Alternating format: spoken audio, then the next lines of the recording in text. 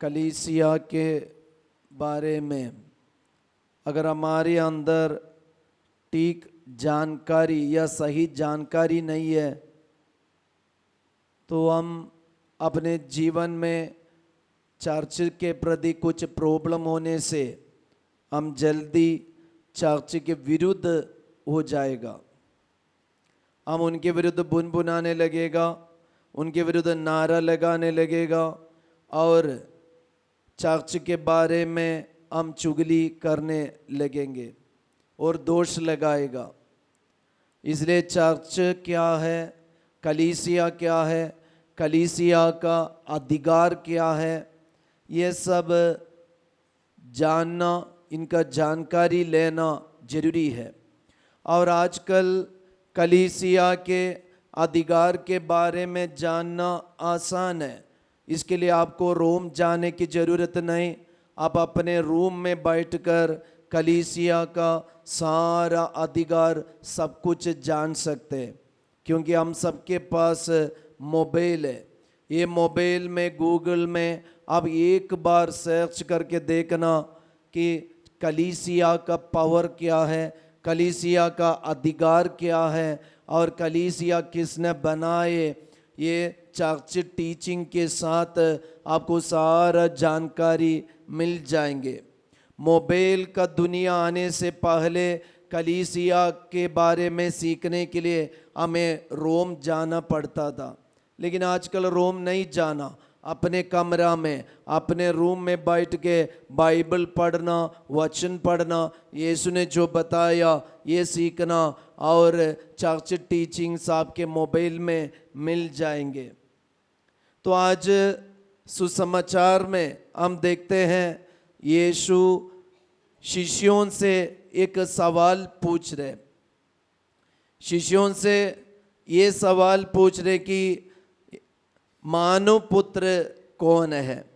तो यीशु मनुष्य बनकर ये धरती में आया और वही यीशु के बारे में या मानव पुत्र के बारे में शिष्यों से यीशु सवाल उठा रहे। तो शिष्यों ने ऐसे कई जवाब दिए। शिष्यों ने बताया कि कुछ कहते हैं एलियस और कुछ लोग कहते हैं यर्मियस और नबियों में से कोई। तो विधि विवरण ग्रंथ पढ़ने से हमें पता चलेगा, वहाँ ये शिष्यों ने जो बताया ये बात की चर्चा दे कि मूसा के बारे में बता रहे कि मैं तुम्हारे जैसे एक नबी को मैं नियुक्त करूँगा, तुम भाइयों में से तुम्हारे जैसे एक नबी को मैं नियुक्त करूँगा। और यिर्मयाह के बारे में मक्काबियों का दूसरा ग्रंथ में लिखा है कि नबी आएगा ये संसार को और ये लोगों को, अपनी प्रजा को एकत्रित करने के लिए। तो ऐसे कई बात हम पुराने विधान में देख सकते। तो मानव पुत्र कौन है? और सुसमाचार का ये अध्याय का 2 या 3 अध्याय पीछे जाने से हमें पता चलेगा हेरोद राजा ये मानव पुत्र के बारे में कुछ बता रहे। ये मानव के बारे में हेरोद राजा अंधविश्वास में ये बता रहे कि ये यूहन्ना बपतिस्ता दोबारा जन्म लेके आया है। कारण क्या था? हेरोद राजा ने यूहन्ना बपतिस्ता को या गर्दन कटवा के खत्म किया था, सिर काट दिया था उनके आदेश पर। तो अभी हेरोद राजा को लग रहे, उनका अंधविश्वास में ये लग रहे कि ये यूहन्ना बपतिस्ता दोबारा जन्म लेकर आया, इसलिए वह इतना चमत्कार करते, पानी पर चलते, रोगियों को चंगा करते, अंधों को दृष्टिदान देते, पानी को अंगूरी में बदल देते और ऐसे बहुत सारा चमत्कार करते। तो ये सब जानकारी कलेक्ट करके ये हेरोद राजा ऐसे एक इमेजिनेशन में आ जाते कि ये हेरोद राजा यूहन्ना बपतिस्ता दोबारा जन्म लेके आए। तो ये लोगों का कहना यही है कि शिष्य लोग लोगों के पास जाके सारे जानकारी कलेक्ट कर दिया, इकट्ठा किया और यीशु को बताया, आपके बारे में लोग ये बताते हैं कि कुछ लोग बता रहे कि आप योहन बपतिस्ता, कुछ लोग कह रहे कि यिर्मयाह नबी और नबियों में से कोई एक नबी। अभी यीशु और एक स्टेप आगे बढ़ रहे। मानव पुत्र कौन है, इसके विषय में आप लोग क्या कहते? आप लोग मेरे साथ मेरी शिक्षा प्राप्त किए, मेरा चमत्कार देखा, आप अपनी आंखों से मुझे देखा और मैंने जो कार्य किया, कर्म किया, चमत्कार किया, ये सब कुछ आपने देखा है। मैंने कई जगह में निषेध की बात बोले, कई जगह में अनुमति की बात बोले। अभी आप बताओ कि मैं कौन हूं? आजकल प्रोटेस्टेंट या अन्य डेनोमिनेशन का विश्वासी गण ये सुसमाचार भाग को पूरा व्याख्या नहीं देता है। इंटरप्रिटेशन, बिब्लिकल इंटरप्रिटेशन वे देना नहीं चाहते, क्योंकि ये चर्च के अधिकार का एक सूचना है। अभी शिष्यों का नेता कौन है? हम सबके मन में एक ही व्यक्ति का नाम आता है, पेतरुस।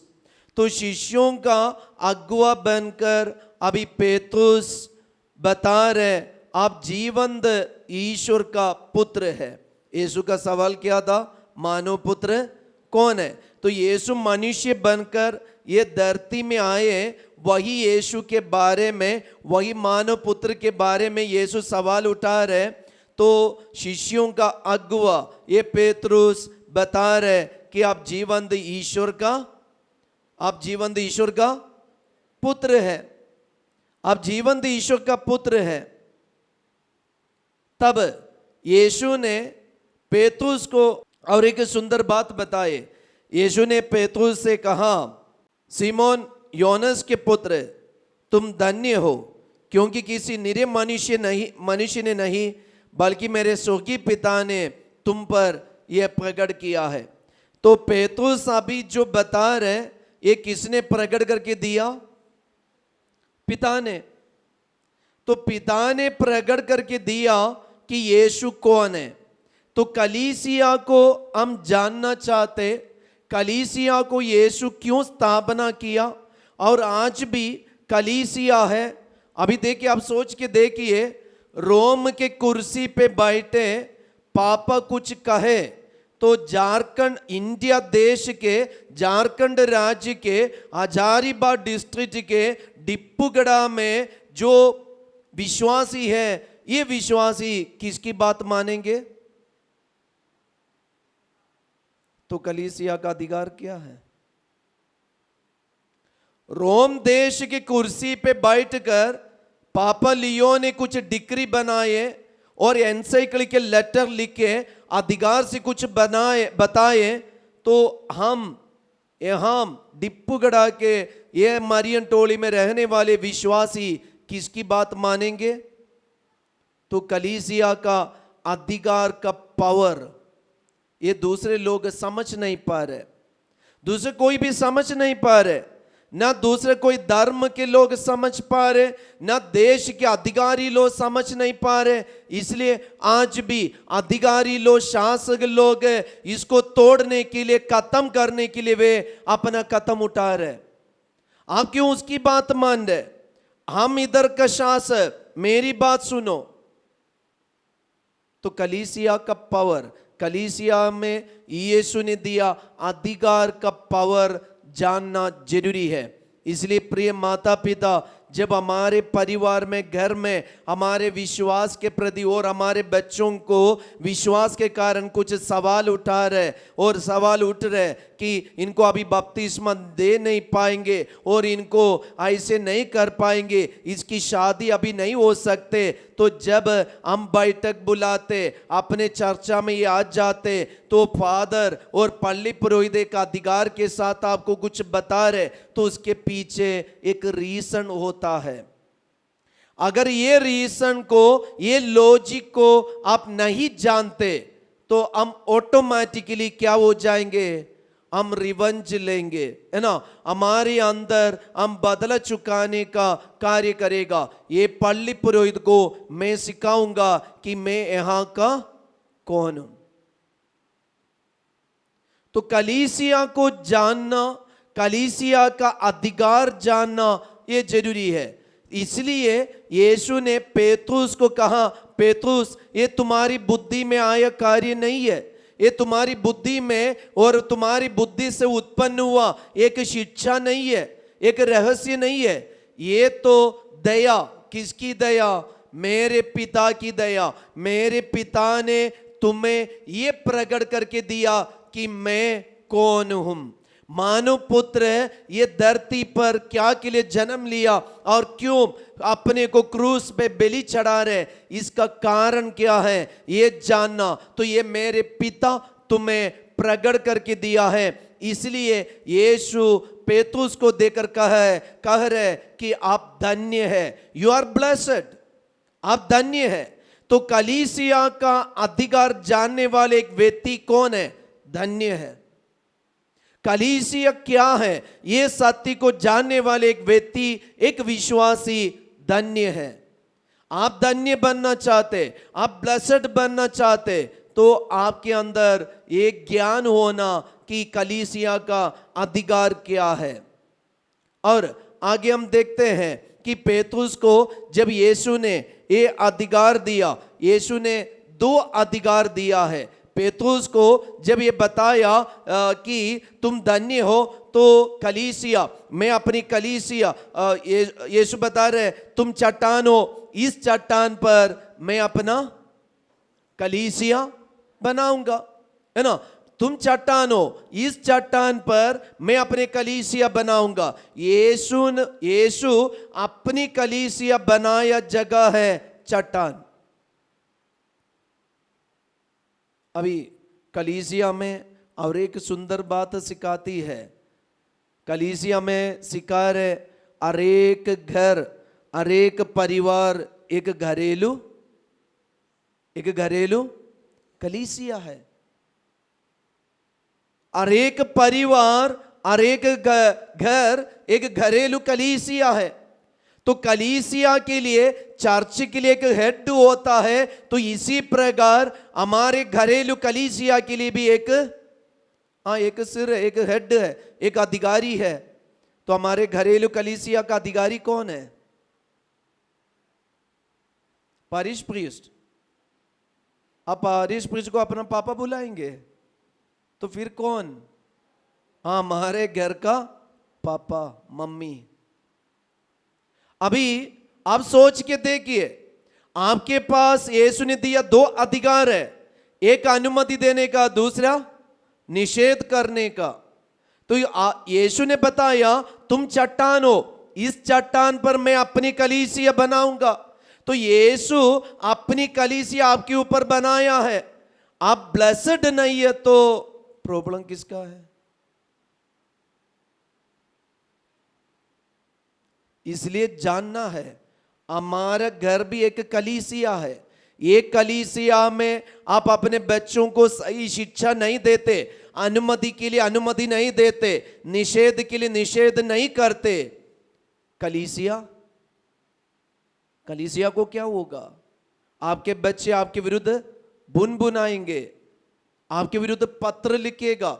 अभी देखिए, आप अपने पारिश प्रीस्ट के विरुद्ध कुछ पत्र लिखने जा रहे कि हमारा पारिश प्रीस्ट हमारे विरुद्ध है और हमारी बात नहीं सुनते, वो प्रार्थना नहीं करते, वो मिसा बलिदान नहीं चढ़ाते और संस्कार का पालन नहीं करते, वो अपनी मर्जी पे जी रहे, तो आपको अच्छा नहीं लगेगा। आप लोग बैठक बुलाएंगे, बैठक में आप लोग जल्दी अब लेटर लिखेगा, अब बोलेगा कि बिशप स्वामी को बताएगा हमारे पारिश प्रीस्ट को यहां से जल्दी हटा दो, ये हमारे हम विश्वासियों के लिए अच्छा नहीं है। अभी इसी प्रकार आपके बच्चे भी कुछ दिन के बाद एक बैठक बुलाएगा, आपके विरुद्ध एक पत्र लिखेगा, बिशप स्वामी के लिए नहीं, ऊपर के लिए, इनको यहां से जल्दी, क्योंकि ये पीते रहता है, ये प्रार्थना नहीं करते, ये अपना अधिकार का इस्तेमाल नहीं करते, तो प्रिय माता पिताएं, जानना जरूरी है कलीसिया क्या है, कलीसिया का अधिकार क्या है। फिलहाल आप लोग सुने होंगे यूरोप देश में कहीं पे एक विश्व स्वामी ने और कुछ विश्व स्वामियों को रोम के अधिकार के बिना नियुक्त कर दिया। रोम ने उनको चेतावनी दिया था ऐसे नहीं करना। कुछ विश्वासी लोग अज्ञानता के कारण वे बिना जानकारी से ये सम्मेलन में, समारोह में भाग लिया। अभी कलीसिया ये विश्व स्वामियों को कलीसिया से बाहर कर दिया। ये देखकर सोशल मीडिया में कुछ लोग पूछने लगा लियो पापा क्यों ऐसे कदम उठाया। वो बताया, शुरू में बोला था कि हम विश्वासियों के साथ रहेंगे। लियो पापा अभी भी विश्वासियों के साथ है, लेकिन एक अधिकार है उनके हाथ में, निषेध करने का और अनुमति देने का। यही अधिकार यीशु ने पेतुस को दिया था। पेतुस को अधिकार दिया, तुम चट्टान हो, इस चट्टान पर मैं अपने कलीसिया बनाऊंगा और तुम्हें अधिकार है, तुम जो स्वर्ग राज्य की कुंजियां प्रदान करूंगा, तुम पृथ्वी पर जिसका निषेध करोगे स्वर्ग में भी उसका निषेध रहेगा, तुम पृथ्वी पर जिसकी अनुमति दोगे स्वर्ग में भी उसकी अनुमति दोगे। तो माता पिता है, जानना विश्वास के प्रति आपके अंदर जो अधिकार है, ये कलीसिया दिया अधिकार है, ये अधिकार का इस्तेमाल करना, वही हमारे घरेलू कलीसिया। तो इसी प्रकार जैसे चर्च का अधिकार है, ऐसे आपके घर में भी आप एक धर्म माता पिता है, आपके अंदर एक अधिकार है। You are a blessed. ईश्वर ने आपको यीशु में एक बनाया। पति पत्नी कौन है? ये पति पत्नी कहां एक बन जाते? आपको पता है कलीसिया शादी को इतना जोर से मानते हैं, ये विवाह को इतना अधिक इंपॉर्टेंस देता है। क्यों देता है? क्योंकि शादी मिसा बलिदान के बीच में, शादी एक संस्कार है, मिसा बलिदान एक संस्कार है। तो ये शादी संस्कार मिसा बलिदान के संस्कार के बीच में हो रहे, तो कलीसिया कितने इंपॉर्टेंस देता है। इसलिए हम अपने अधिकार को जानना, माता पिता हुए तो उसके लिए एक कारण है, आपके पास एक अधिकार है, आपको अपने बच्चों के ऊपर अनुमति देने का, निषेध करने का अधिकार है। तो आपके बच्चे विश्वास से अलग हो रहे, आपको अधिकार है निषेध करने का, आपके बच्चों को विश्वास में लेके आने का, अनुमति देने का अधिकार है। अभी बिना आपसे पूछ के आपका बेटा, आपकी बेटी सिस्टर या फादर बनने के लिए जा सकते। अगर गए आपको पत्र लिख सकते, अधिकार है। विदाउट माई परमिशन, अधिकार है। तो आज हम अपने अधिकार को जाने, कलीसिया के अधिकार को जाने, ये अधिकार के साथ हम आगे बढ़े, तभी हमारे जीवन में यीशु का ये वचन और यीशु की ये शिक्षा हमारे जीवन में पूरा हो जाएंगे। कलीसिया का सिर्फ एक अंग बनकर, मात्र एक अंग बनकर जीने का नहीं, हम अपने अधिकार को भी जानना, कलीसिया क्या है ये जानना, तभी हम कलीसिया के साथ रह पाएंगे। और कलीसिया में कुछ प्रॉब्लम होने से कलीसिया के साथ हम खड़े होके नारा लगा सकते, नहीं तो क्या होगा, कलीसिया के बाहर रहकर हम नारा लगाएंगे। आप नारा लगाएंगे तो आपके आने वाले पीढ़ी भी आपके विरुद्ध घर से बाहर खड़े होके क्या लगाएंगे। इसलिए जानना, निषेध करने का और अनुमति देने का अधिकार हमारे पास है।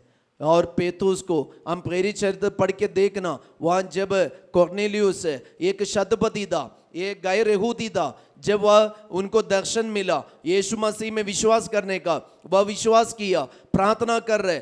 और जब शिष्य लोग इसके बारे में सुना, कॉर्नेलियुस को सीधे पेतुस के पास लेके आते, क्योंकि अधिकार किसके पास है? पेतुस के पास। और पेतुस उनको अब दे रहे, अनुमति दे रहे कि तुम कलीसिया का अंग बन सकते हो। तो यही है अधिकार। ये अधिकार आज से नहीं, ये यीशु ने दिया अधिकार है, तब से लेकर अभी तक ये अधिकार चल रहे। कोई भी इसको कितना भी इसको नष्ट करने के लिए सोचे, कभी नहीं होगा।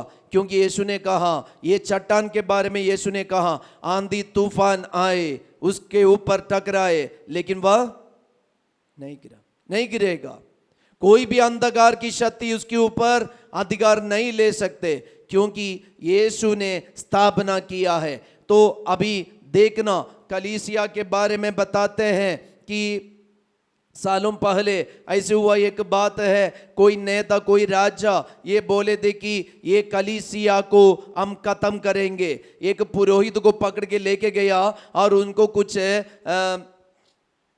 ब्राइब, मतलब कुछ पैसा कुछ देके, और ऐसे उनको ये दिया कि तुमको बड़ा सा पोजीशन देंगे, तुम इसको कैसे खत्म कर सकता है ये बताओ, नहीं तो तुम्हें हम लोग मार डालेगा, खत्म करेगा। तब पुरोहित ने बताया कि हम लोग इतने साल से ये कलीसिया को खत्म करने के लिए सोच रहे, नहीं हुआ, तो फिर बाहर रहने वाला आप क्या कर सकते। तो सोचना, कलीसिया के अंदर भी कई लोग इसको खत्म करने के लिए सोच रहे थे, और कलीसिया के बाहर से भी लोग इसको खत्म करने के लिए सोच रहे थे। लेकिन अभी भी कलीसिया जैसे था ऐसे अभी भी है और ऐसे ही रहेगा, क्योंकि यीशु ने बनाया, चट्टान पर बनाया कलीसिया है। इसलिए इसका अर्थ समझकर कलीसिया से जुड़े रहकर हम आगे बढ़े।